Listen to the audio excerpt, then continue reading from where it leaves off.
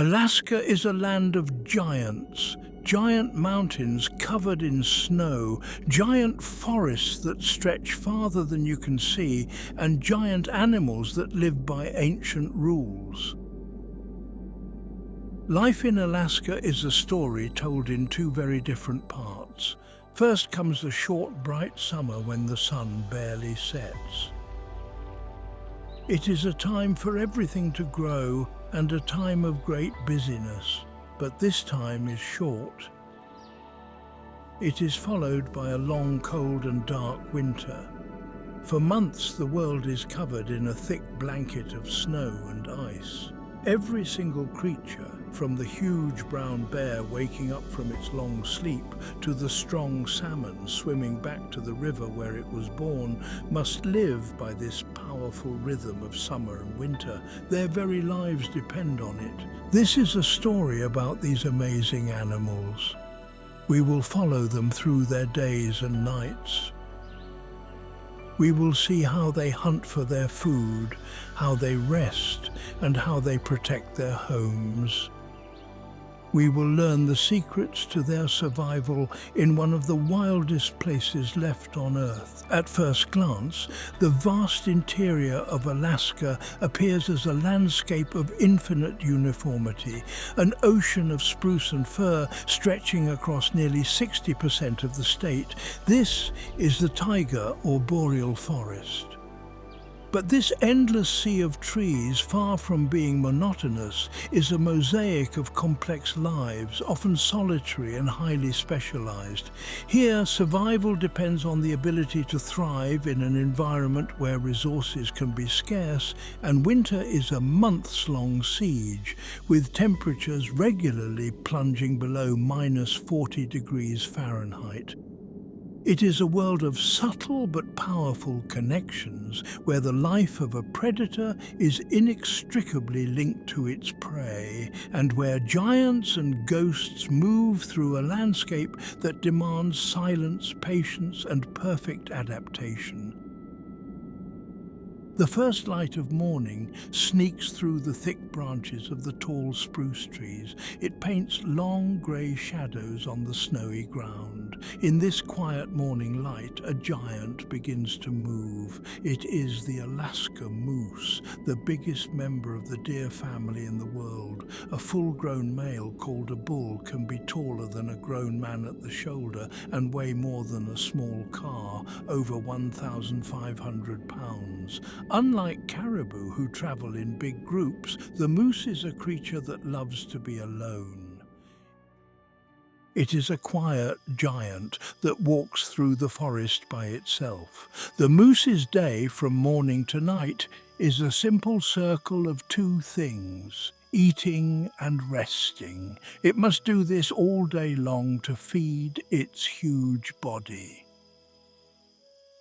A moose's daily menu changes with the seasons. In the long winter, the whole forest is buried in deep snow. For the moose, the only food left is the small woody twigs at the tips of willow, birch, and aspen trees. This food is not very nutritious, so the moose must eat huge amounts of it. A single moose can eat over 40 pounds of twigs in just one day. As they eat, they leave a clear line on the trees and bushes, showing how high they can reach. This is called a browse line, and it's a sign that a moose has been there. Walking in deep snow uses a lot of energy. To save its strength, the moose will often create a yard. This is a small area where it has packed down the snow by walking over it again and again, creating paths. These paths make it easier to move between its favourite eating spots and its resting places without sinking into the deep snow. When spring finally arrives, the world changes, and so does the moose's food. As the snow melts, new plants begin to grow. The moose's daily walk now takes it to fields of fresh grass and to trees with tender new leaves. but one of its favorite summer foods is found in the water. The moose will walk right into a shallow lake or pond until the water is up to its big chest. It is looking for aquatic plants like pondweed that grow on the bottom. To get them, the moose will put its entire head and long neck underwater, sometimes for almost a full minute. Its top lip is long and flexible, and it uses it like a finger to grab mouthfuls of the wet, tasty plants. These water plants are very important because they contain salt and other minerals that the moose can't get from the plants on land. It will spend hours in the water, feeding and enjoying the coolness. You see, the thing most people forget about a moose is that it's not just a forest animal. It has to be a wetland animal too. All those twigs and leaves it eats are missing a key ingredient, salt. So that time in the water isn't just about cooling off. It's a critical mission to get the sodium and minerals its body desperately needs to survive the other 10 months of the year. The middle of the day brings new problems for the moose, especially in the summer. Its huge body and thick fur coat are great for keeping warm in the winter, but they can make it get too hot in the summer. And then there are the bugs. In the Alaskan summer, there are clouds of biting flies and mosquitoes that can drive an animal crazy. To escape the heat and the bugs, the moose has a clear daily plan. It finds a cool, shady spot deep in the forest and lies down, or it will go back to its favorite pond or lake and stand in the cool water for hours. After eating a big meal, a moose needs time to digest its food. This is called rumination. Like a cow, a moose has a special stomach with 4 different parts. This helps it break down the tough, woody food it eats. So, after a long morning of browsing, the moose will find a safe, hidden place to lie down and let its stomach do its work. While it rests, its giant ears are always turning, listening for the slightest sound, the snap of a twig that could mean a wolf or a bear is nearby. Its eyesight is not very good, but its sense of hearing and its amazing sense of smell make up for it. The quiet, lonely life of the moose is interrupted by 2 very important events each year. The first is in the spring, which is the season of birth. After carrying her baby for about 8 months, a female moose called a cow will find a very secluded spot to give birth. She usually has 1 baby called a calf.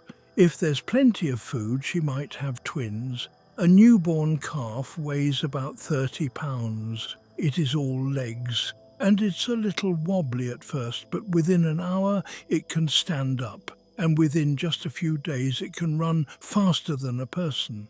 For the first year of its life, the calf will stay with its mother. She is a very determined protector. She will charge at anything, even a grizzly bear, that she thinks is a threat to her baby. Her daily life is a mix of eating for herself and watching over her calf, teaching it what to eat and where to find the safest places. The second big event happens in the fall. This is the mating season called the rut.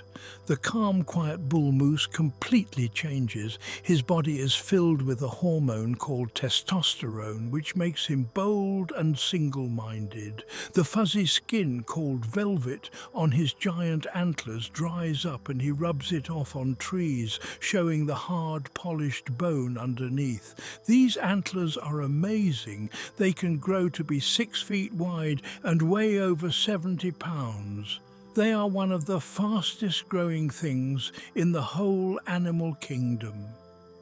The quiet forest is now filled with the bull's loud grunting calls.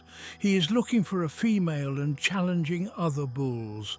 When 2 big bulls meet, they will compete. They lower their heads and charge, crashing their huge antlers together.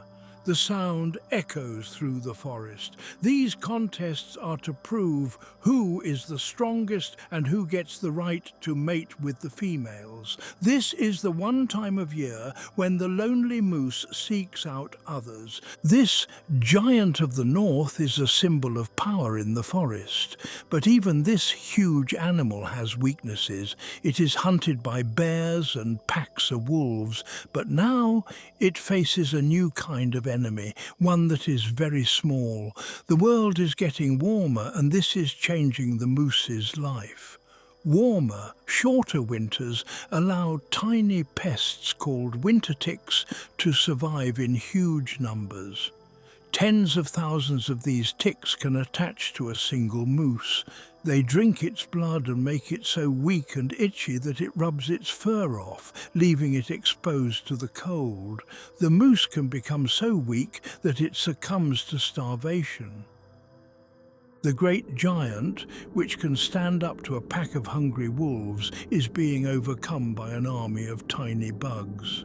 But the moose is not the only specialist navigating these deep woods. Another hunter, one that relies not on size but on silence, is always watching from the shadows. Deep in the shadows of the same great forest, where the snow is soft and deep for most of the year, another creature is on the move. You would be lucky to see it. It is the Canada lynx, a wild cat that is so good at hiding it is often called the ghost of the forest. The lynx's life is all about being quiet, being patient, and being a specialist. Everything about the lynx is perfectly designed for hunting in a world of snow. The lynx's day is the opposite of a human's. It is most active at dawn and dusk, the shadowy times of the day. This is when it hunts. Its hunting style is not about a long chase. The lynx is an ambush hunter. It uses the thick bushes and trees of the forest as cover to sneak up on its prey without being seen. It moves with a spooky silence. Its paws are very large and round, almost like snowshoes. These big paws spread out its weight so it doesn't sink into the soft snow. It can walk on top of deep snow that would trap a wolf or a coyote.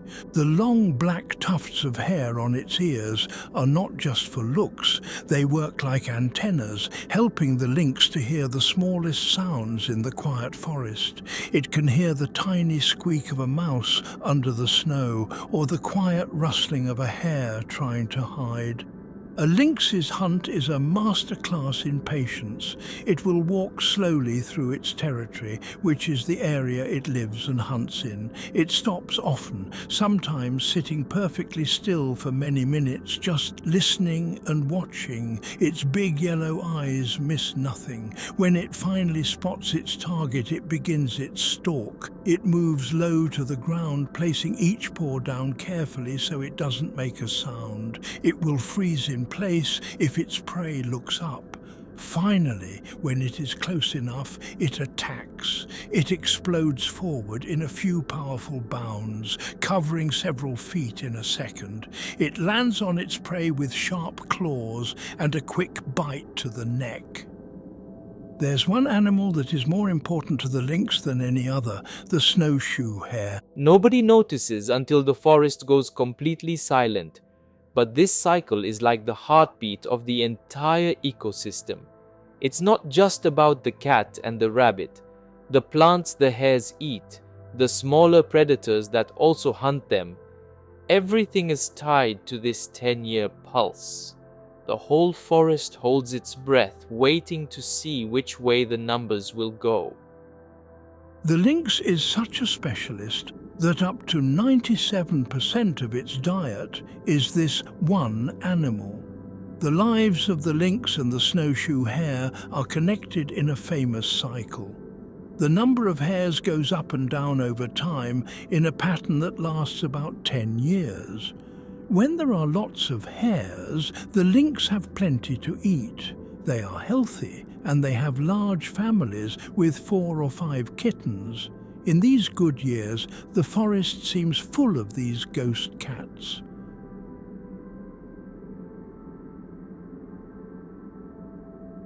After a successful hunt in a time of plenty, a lynx might not eat the whole hare at once. It will drag the rest of the meal to a hidden spot and bury it under the snow.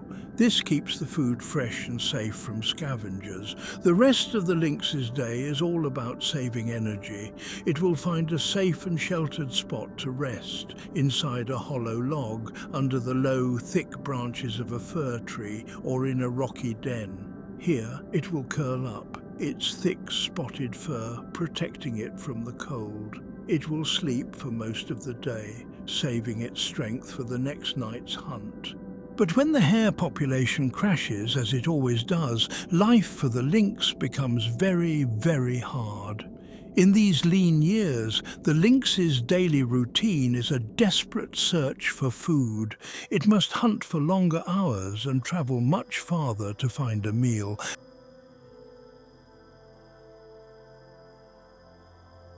A single hare becomes a precious prize. The lynx may try to hunt other things like squirrels or birds, but these small meals are not enough to sustain it. In these hard times, many lynx kittens do not survive, and some of the adults even starve. The life of the silent hunter is a constant ride on a roller coaster of feast or famine, all dictated by the life and death of the snowshoe hare.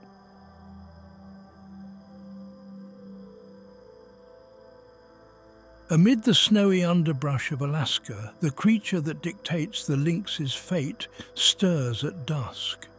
The snowshoe hare is a master of survival, its life a constant high-stakes game of hide and seek. Its daily routine is ruled by one single overwhelming goal: do not get eaten. Its most incredible adaptation is its coat. In the summer, its fur is a mottled brown, blending in perfectly with the dirt and leaves of the forest floor.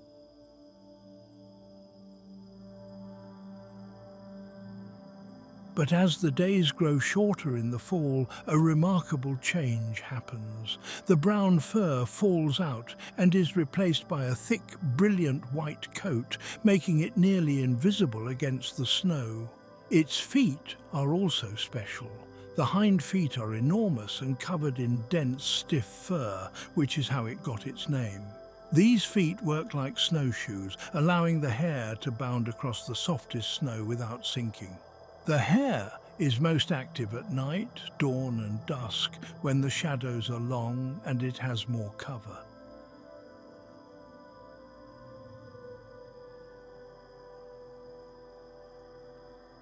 During the day, it rests, but its rest is not a deep sleep. It finds a sheltered spot called a form, which is a shallow depression in the snow or under a low-hanging branch.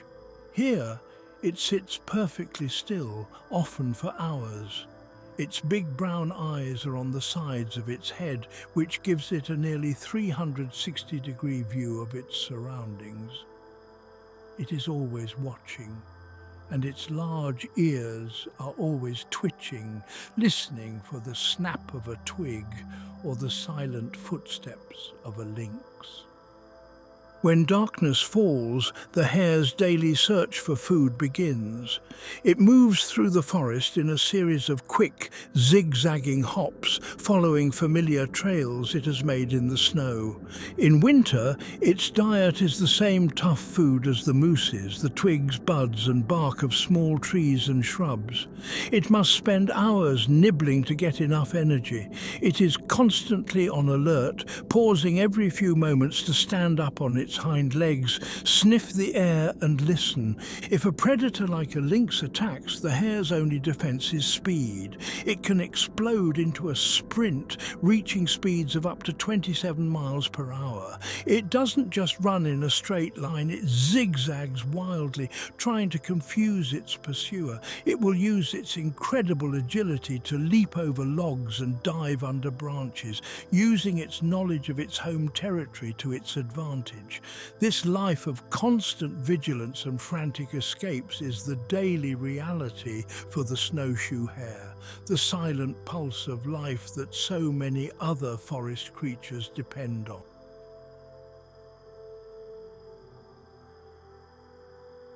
But there is another hunter in this forest, one that is not a specialist. It is a creature known for its legendary toughness and bad attitude. In the deepest, most remote parts of the boreal forest, a creature of legend roams. It is the wolverine. This animal has a reputation for being so tenacious and so strong that it almost seems like a myth. A large male wolverine weighs no more than 40 pounds, about the size of a medium dog. But for its size, it is perhaps the strongest and toughest animal in the north. The wolverine's life is one of non-stop restless travel. It is always moving, driven by a hunger that never seems to end and a spirit that never gives up. The wolverine is a true loner. It does not have a small, cozy territory. Instead, it travels across a huge home range that can be bigger than 200 square miles. Its whole body is built for this life on the move. Its feet are large and flat, and it has claws that can pop out a bit like a cat's.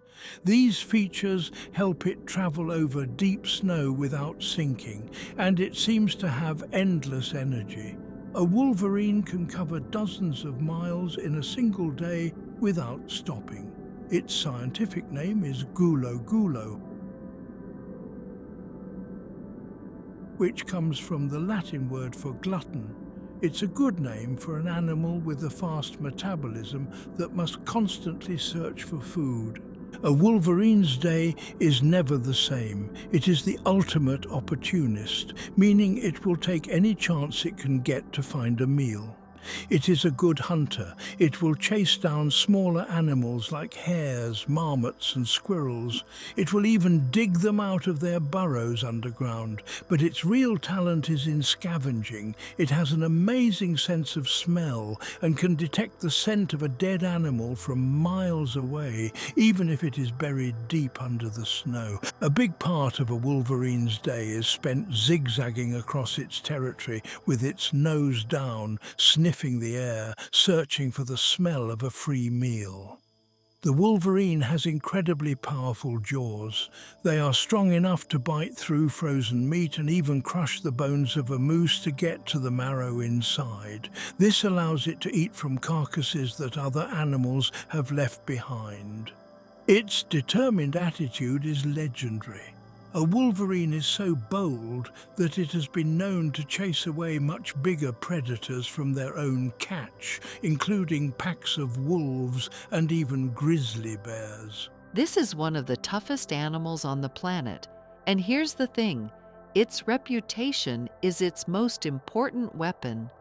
A wolf or a bear might be able to win a confrontation with a wolverine, but they know it's going to be a serious struggle. It survives by being the one animal that is simply not worth the trouble. Winter, which is a hard time for most animals, gives the tough wolverine an advantage. The deep snow that slows down a big moose or caribou is no problem for the wolverine. Its wide feet let it run on top of the snow. It has been known to hunt and overpower animals many times its size, like caribou, that have gotten stuck in the deep snow. This isn't a quick hunt. It's a long battle that shows the wolverine's incredible grit. A wolverine is also smart. It knows that a big meal won't last forever, so it saves food for later. Its daily routine often includes food caching. It will tear a large carcass into smaller pieces and bury them in different spots. It might bury them in the snow, in a deep crack in some rocks, or high up in a tree. The cold snow acts like a natural freezer, keeping the food fresh for weeks. The wolverine does not have a permanent home or den for most of the year. When it needs to rest, it takes short breaks. It will find a temporary shelter like a rock cave, the space under a fallen tree, or it will just dig a quick tunnel in the snow. It rests for just a few hours before it is up and moving again, forever searching for its next meal. The wolverine is extremely territorial. It patrols the edges of its huge home range, leaving scent marks from special glands. These smelly messages are a clear warning to other wolverines. This is my territory. Stay out. Because food is so hard to find, protecting its home is a matter of survival for the wolverine. The toughest brawler in the forest lives a lonely life, a non-stop journey of hunger and determination. Along the winding rivers that cut through the Alaskan forests, another creature awakens in its lodge at twilight. This is the beaver, a master builder and an animal that completely changes the world around it. The beaver's day begins when the sun goes down, as it is mostly nocturnal. It slips out of the underwater entrance of its lodge, a marvel of engineering made of mud and sticks, and silently glides into the pond it created. The beaver's daily life is a cycle of construction, patrolling, and eating. Its most important job is maintaining its dam. The dam is what creates the deep pond that protects its lodge from predators like wolves and wolverines. Every night the beaver swims the perimeter of its pond, inspecting the dam for leaks. If it finds a weak spot, it gets to work immediately. It dives to the bottom to scoop up mud and rocks with its front paws, carrying them against its chest. Then it uses its powerful teeth to cut down small branches and expertly weaves them into the structure, plastering them with mud.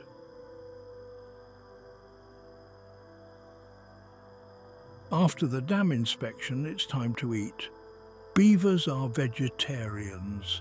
Their favorite food is the tender bark and leaves of aspen, willow, and birch trees. A beaver will swim to the edge of its pond and go ashore to find a suitable tree. Its huge orange front teeth are incredibly sharp and never stop growing, making them perfect for gnawing through wood.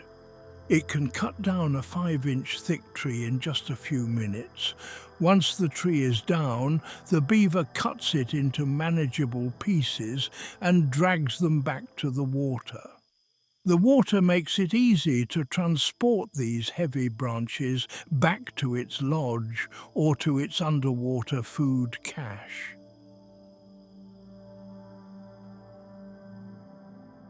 This food cache is the beaver's key to surviving the long Alaskan winter. All through the fall, the beaver's main job is to build a massive underwater pile of branches right near its lodge. When the pond freezes over, the beaver family will be safe and warm inside their lodge, and whenever they are hungry, they can simply swim out the underwater entrance, grab a branch from their stockpile, and bring it back inside to eat.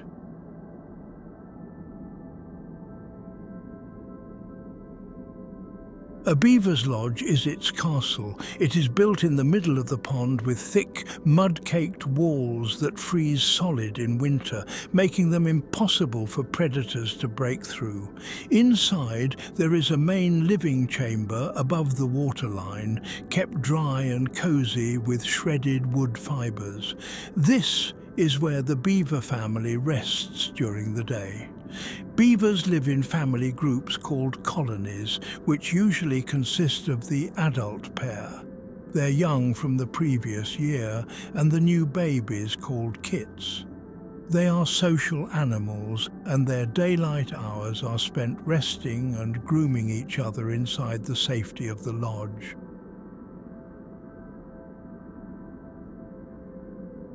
Vigilance is a key part of the beaver's routine. While on land, it is clumsy and vulnerable.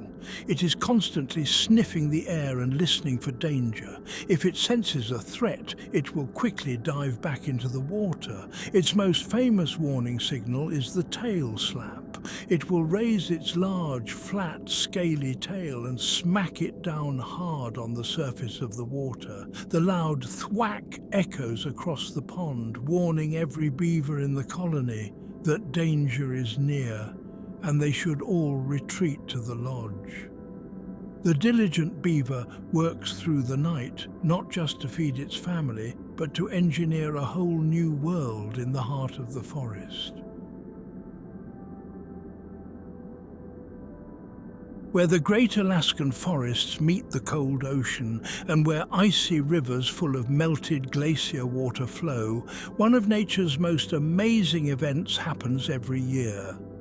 The rivers and coastal waters become a stage for the great salmon run. This isn't just the story of a fish, it is a huge delivery of energy and food from the deep ocean into the heart of the land. This wave of life feeds an incredible number of different animals. It connects the forest, the rivers and the sea in a web of life, and it all begins with a single tiny egg buried in the clean gravel of a cold stream. The arrival of these fish changes the daily lives of every predator for miles around.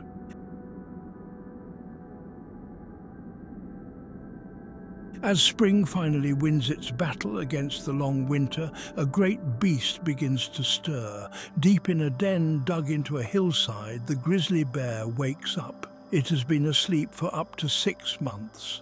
During this long sleep, it did not eat or drink. A female bear even gives birth to her tiny cubs in the den. When the bear stumbles out into the spring sunlight, it is incredibly hungry. It has lost a lot of its body weight. The first days of a grizzly bear's spring routine are all about finding any food it can. It is not picky. Its powerful sense of smell leads it to the first green plants like grasses and sedges that are poking through the melting snow. It uses its long, sharp claws, which can be 4 inches long, to dig up sweet roots from the ground. It will also search for any animals that did not survive the winter, eating the frozen carcasses it finds. But all this is just a snack. This is just a way to pass the time. The bear is waiting. It is waiting for the main course, the event that its whole year is built around, the return of the salmon.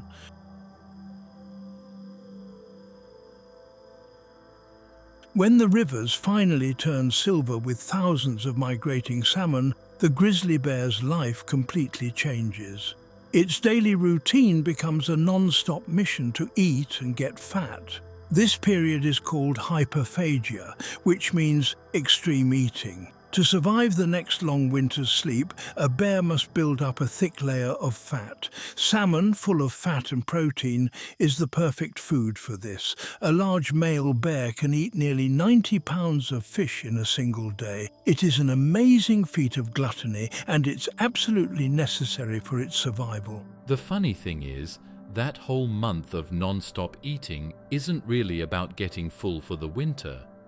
It's about hitting a target. For a female, she has to accumulate a precise amount of fat, not just to survive hibernation, but to actually give birth and produce milk inside the den.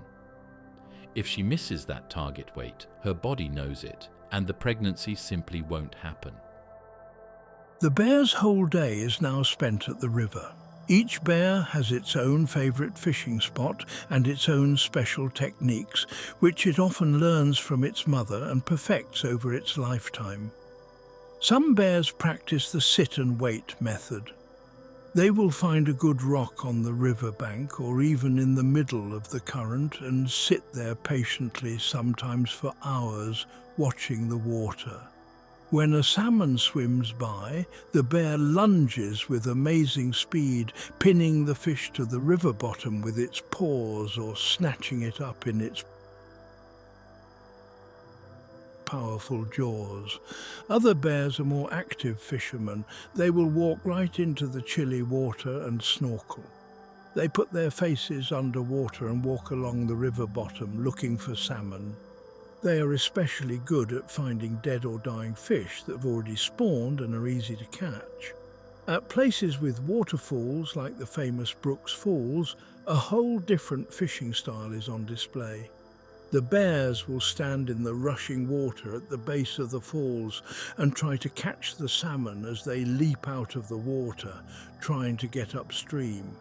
It takes incredible timing and skill to snatch a flying fish right out of the air.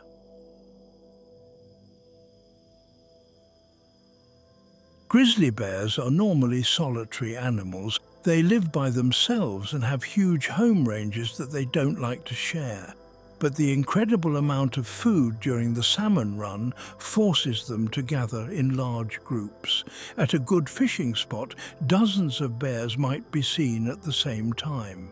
This creates a tense and complicated bear society. To keep things from getting too heated, the bears follow a strict set of social rules. This is called a dominance hierarchy. The biggest, oldest and most assertive male bears get the best fishing spots. They claim the most productive pools or the top of the waterfall. Everyone knows who is in charge.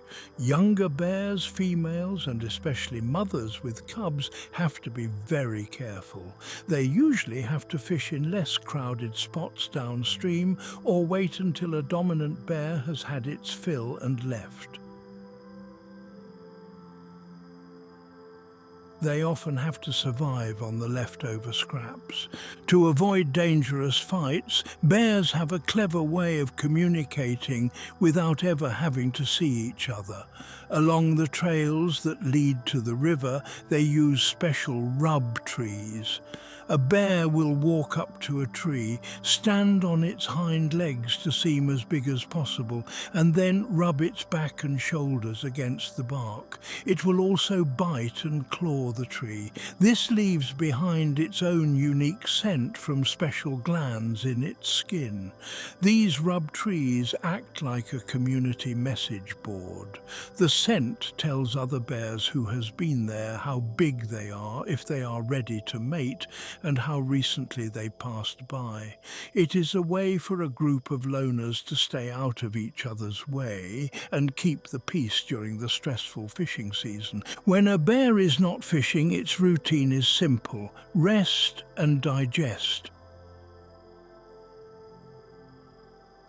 After eating its fill of salmon, it will find a comfortable spot not too far from the river. It will often dig a shallow pit in the cool dirt called a daybed, usually under the cover of thick bushes. Here it can nap and let its body process the huge amount of food it has eaten. For a mother bear, there is no rest. Her daily life is incredibly stressful. She has to eat enough for herself to survive the winter, but she also has to produce rich milk for her growing cubs. At the same time, she must constantly watch for danger. The biggest threat to her cubs is a large male grizzly bear. Male bears will sometimes try to harm cubs so that they can mate with the female. A mother bear is always on high alert, ready to defend her young with all her might. Her day is a non-stop cycle of fishing, leading her cubs to safety, nursing them and watching, always watching. The great fisherman of the river must be both a provider and a protector. From the very top of the tallest tree, a majestic bird watches over the river.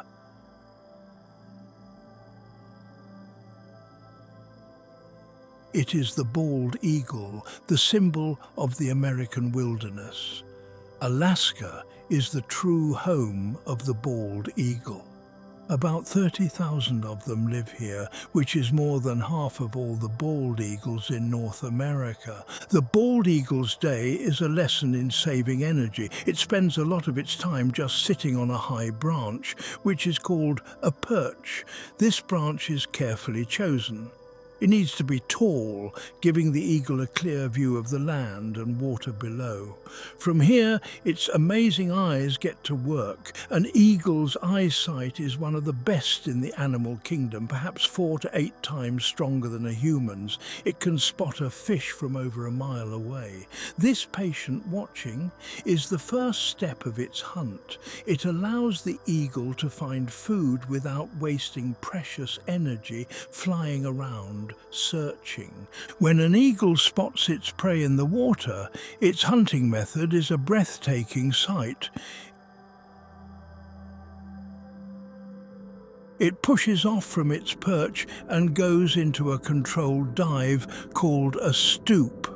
It flies down with incredible speed and precision. Just as it reaches the water, it swings its legs forward and opens its huge, sharp talons. It snatches the fish from just below the surface of the water without even getting its body wet. The bottoms of its feet are rough, and its talons are long and curved, which helps it get a firm grip on a slippery, wiggling fish. But the eagle is not just a hunter, it is also a clever opportunist. Its daily routine is flexible. It will eat whatever is easiest to get. It hunts for fish, but it also hunts other birds like ducks and small mammals like squirrels. It is also not afraid to be a scavenger. It will happily feed on dead animals it finds, and it is a bit of a pirate. The eagle is a master of a practice called kleptoparasitism, which is a fancy word for stealing food from other animals. A favorite target is another fishing bird called the osprey.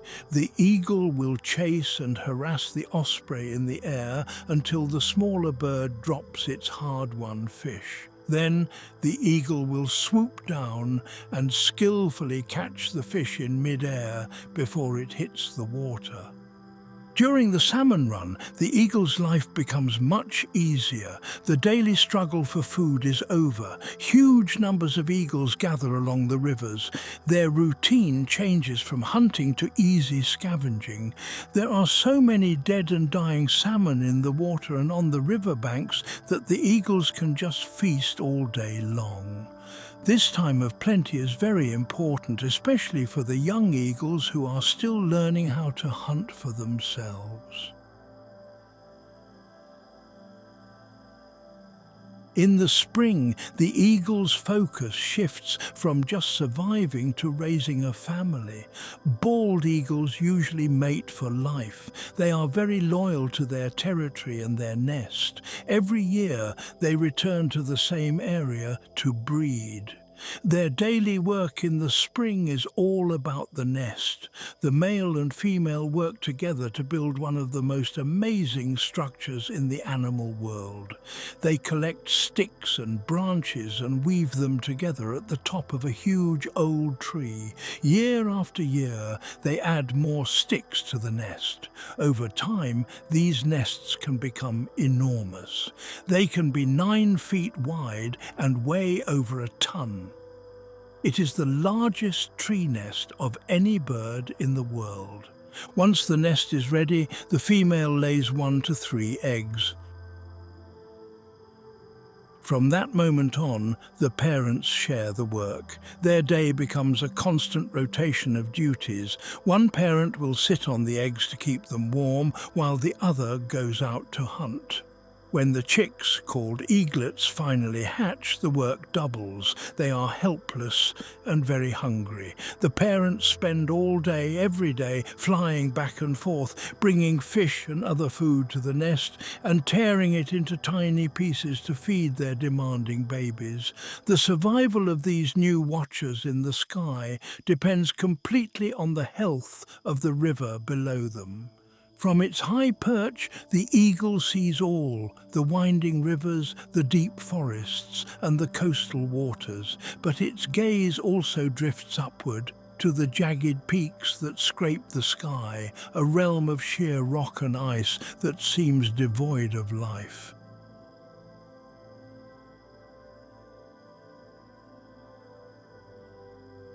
Here the wind howls a lonely song, and the ground is forever trying to shrug itself free into the abyss.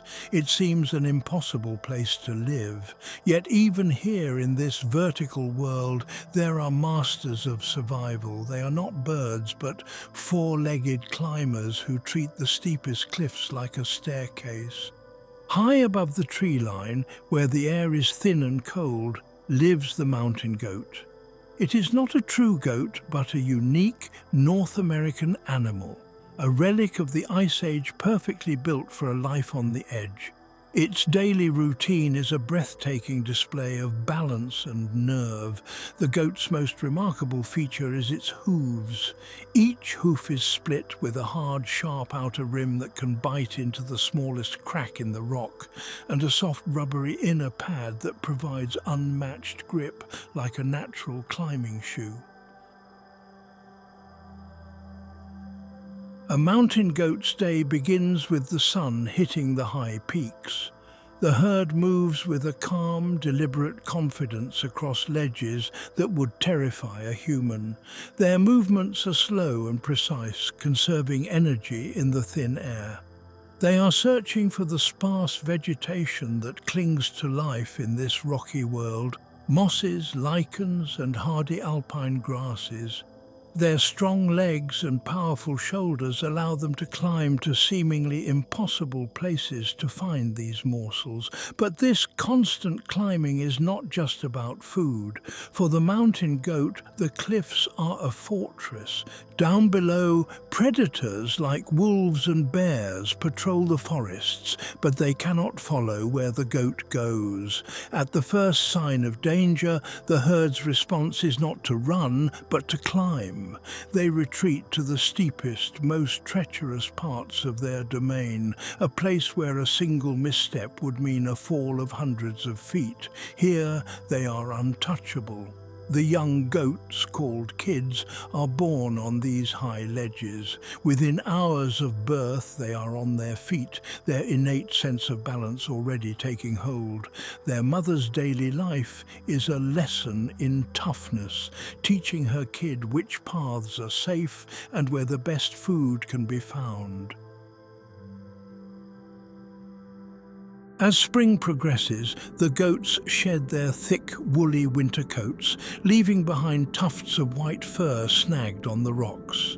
They seek out natural salt licks on the cliffs, places where essential minerals ooze from the rock, which are vital for their health. The males, or billies with their short, sharp black horns, will engage in shoving matches to establish dominance, but their fights are careful and restrained. A full-blown battle on these narrow ledges would be suicide.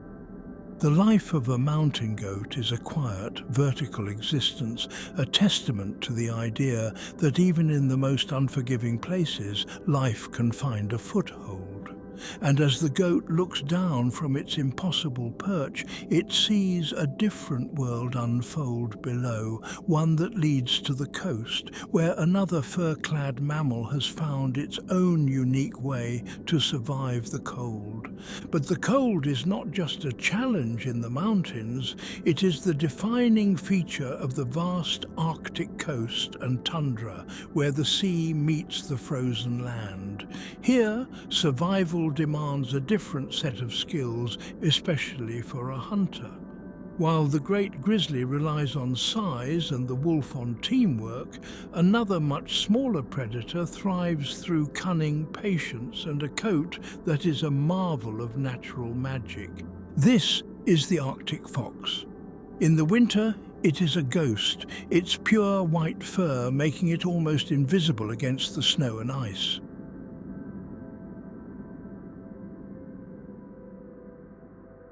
This coat is its greatest asset.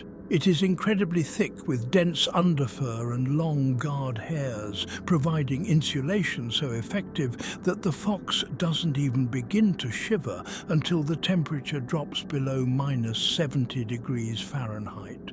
Its daily winter hunt is a masterpiece of listening. It patrols the tundra, its head cocked, listening for the faint sounds of lemmings and voles moving in the tunnels deep beneath the snow. When it pinpoints a target, it performs a remarkable hunting technique. It leaps high into the air, arching its body, and dives nose first down into the snow, snatching the unsuspecting rodent from its hidden world. When spring finally arrives and the snow melts, the fox undergoes a dramatic transformation. Its beautiful white coat is shed, and replaced by a thinner brown or grey fur that blends in perfectly with the rocks and tundra plants. This is the season of plenty, and the fox's daily routine shifts to raising a family. Arctic foxes are dedicated parents. They prepare for their young, called kits, by maintaining complex dens in sandy ridges called eskers. These dens can be ancient, used by generations of foxes with dozens of entrances. The number of kits a fox has is directly tied to the lemming population. In a good lemming year, a female can give birth to as many as 18 kits, one of the largest litter sizes of any wild mammal. The den becomes a flurry of activity. Both parents work tirelessly to feed the hungry mouths. Their diet expands to include bird eggs, chicks, and fish.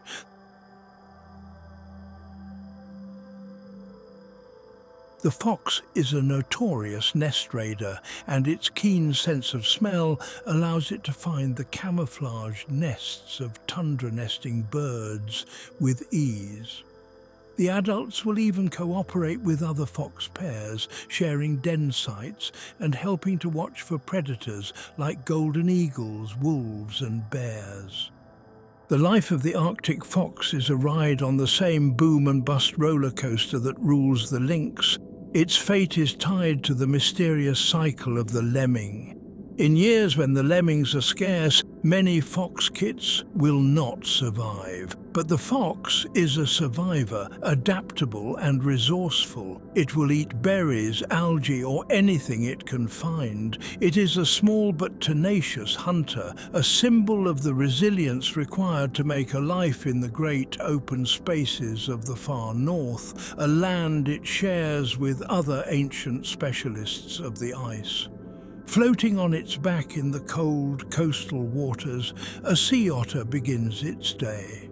Life for a sea otter is a constant battle to stay warm. It is the smallest marine mammal, and unlike seals or whales, it has no thick layer of blubber for insulation.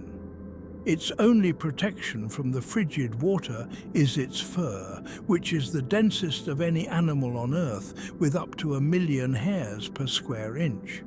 Because its fur is so important, the first and last thing an otter does every day is groom itself. It spends hours meticulously cleaning every inch of its body, using its paws to rub and fluff the fur. This traps a layer of air bubbles next to its skin, which acts like a waterproof wetsuit, keeping the cold water from ever touching its skin. If its fur gets dirty or matted with oil, it loses this protection and can succumb to the cold very quickly. This constant effort to stay warm requires a huge amount of energy.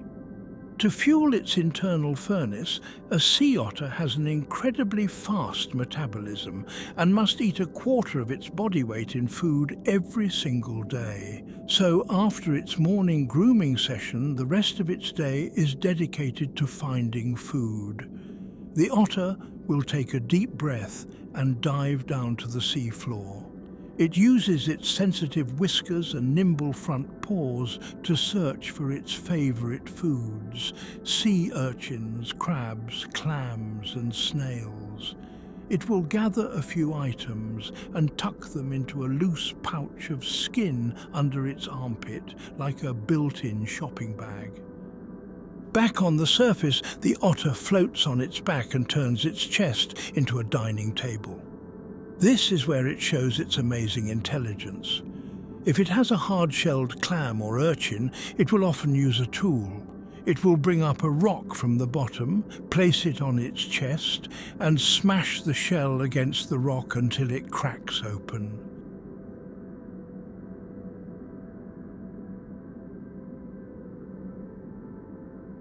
After its meal, it meticulously cleans itself again. When it's time to rest, otters have a charming way of making sure they don't float away.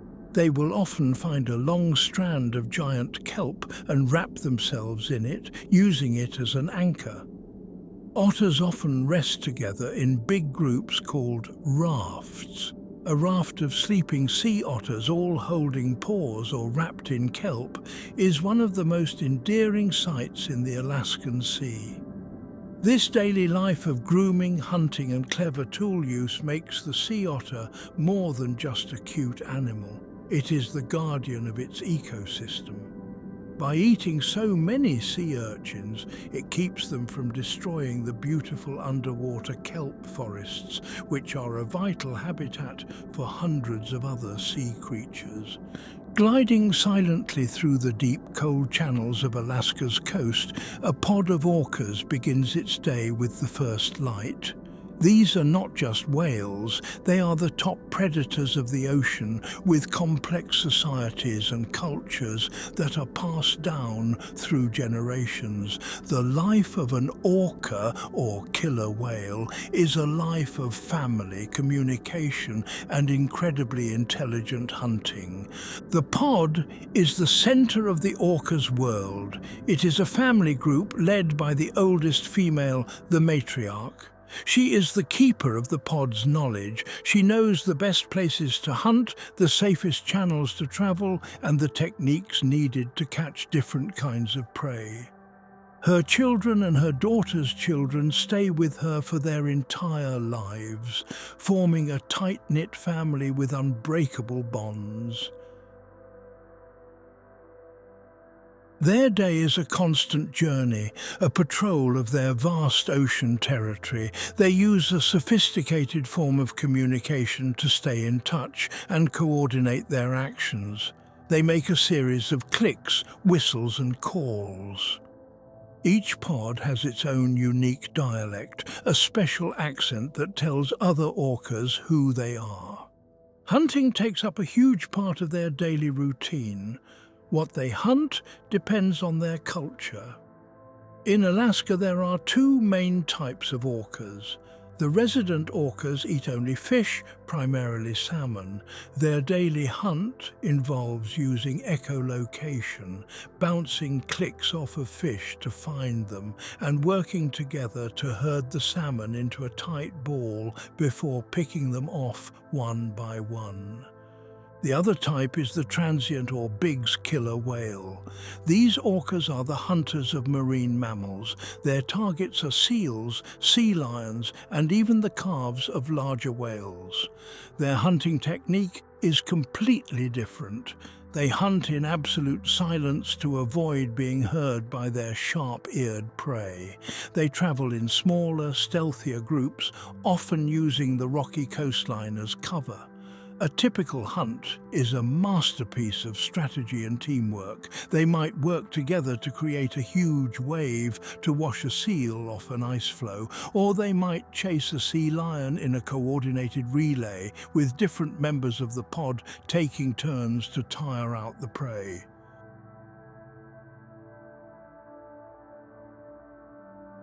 After a successful hunt, the meal is always shared among the entire pod according to their social rank. Rest for orcas is not like sleep for humans. They must remain conscious to breathe.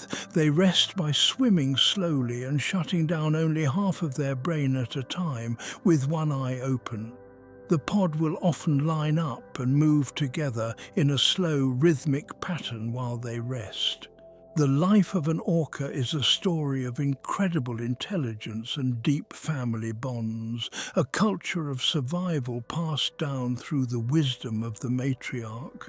The tundra vibrates with a sound like distant thunder. It is the sound of hundreds of thousands of hooves on the move. This is the great migration of the caribou, an unceasing journey that sets the rhythm of life in the Arctic.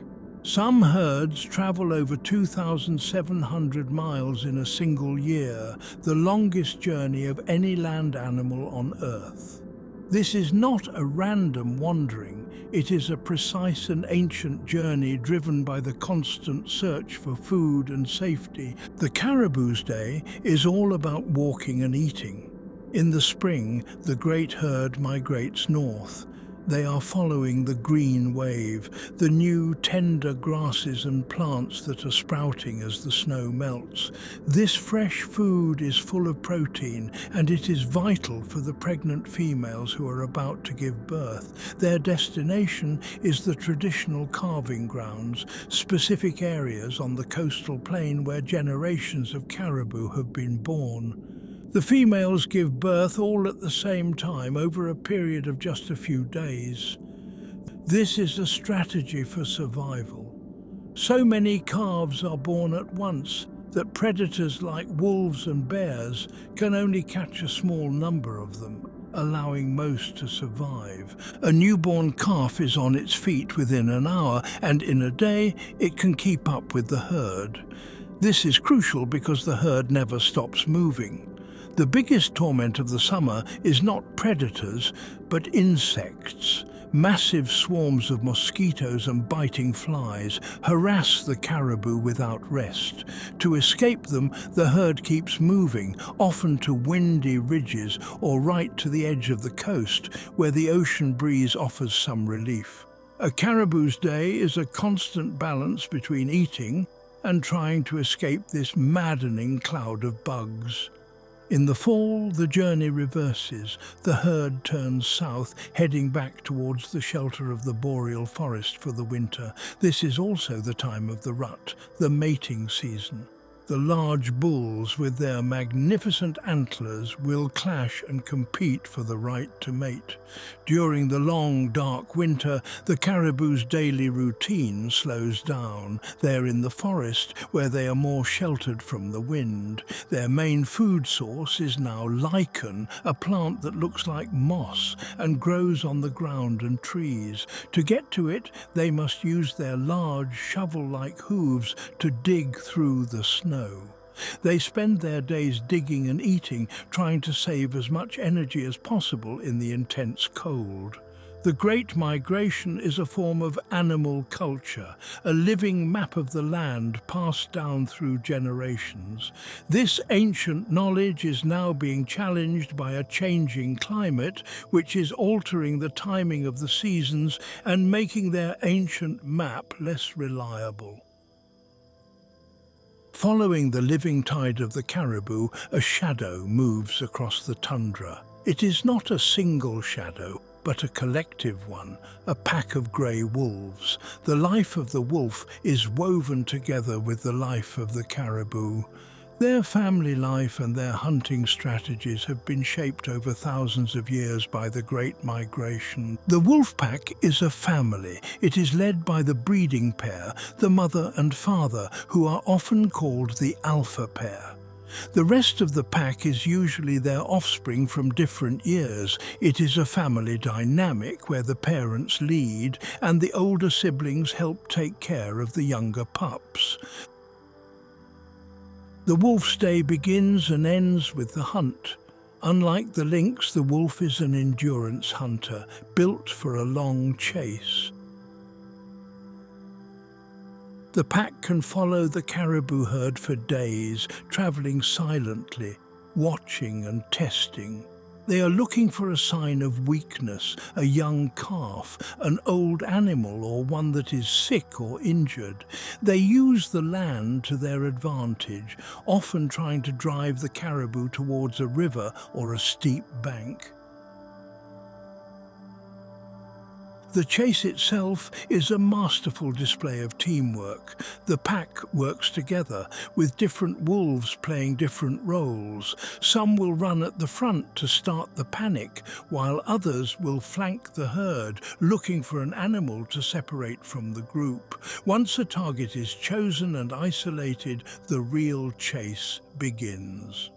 They can run for miles, their long legs eating up the ground. They take turns leading the chase, tiring out their prey until they can finally bring it down. After a successful hunt, the pack eats together, but there is an order to it. The breeding pair eats first, but they make sure that everyone, especially the pups, gets a share. If the pups are too young to be at the hunt, the adults will swallow chunks of meat and carry it back to the den in their stomachs. Later, they will regurgitate or bring up the food for the pups to eat. When they are not hunting, the pack's daily routine is centered on the den. This is especially true in the spring when the pups are born. The den is usually a hole dug into a sandy hillside. It is the safe, warm nursery for the new generation. The whole pack works to protect the den and feed the mother and her pups. The rest of their day is spent resting, playing, and reinforcing their family bonds. They are very social and affectionate with each other, often greeting each other with licks and wagging tails. Communication is the glue that holds the pack together. They use a complex language of body postures, the position of their tail, their ears, their lips to show their mood. They also mark the edges of their vast territory with scent from their urine. This tells other wolf packs that this land is taken, and of course they howl.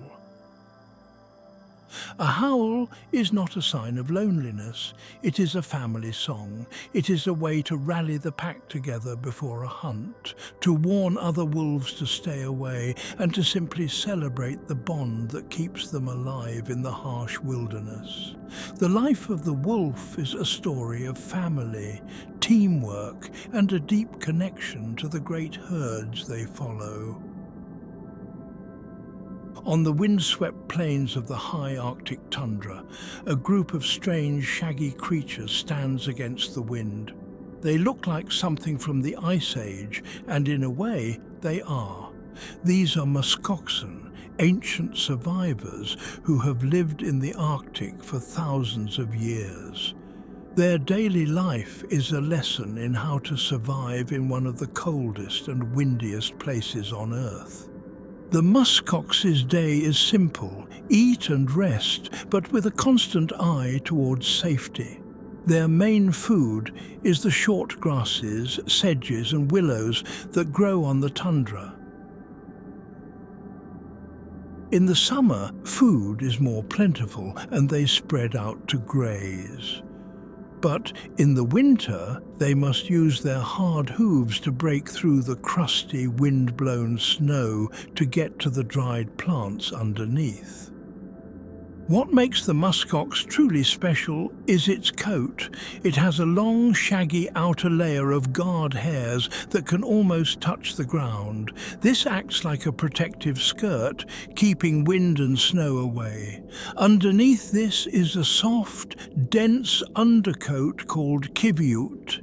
This is one of the warmest wools in the world, 8 times warmer than sheep's wool. This amazing coat allows the muskox to live on the open tundra all winter long without needing the shelter of a forest.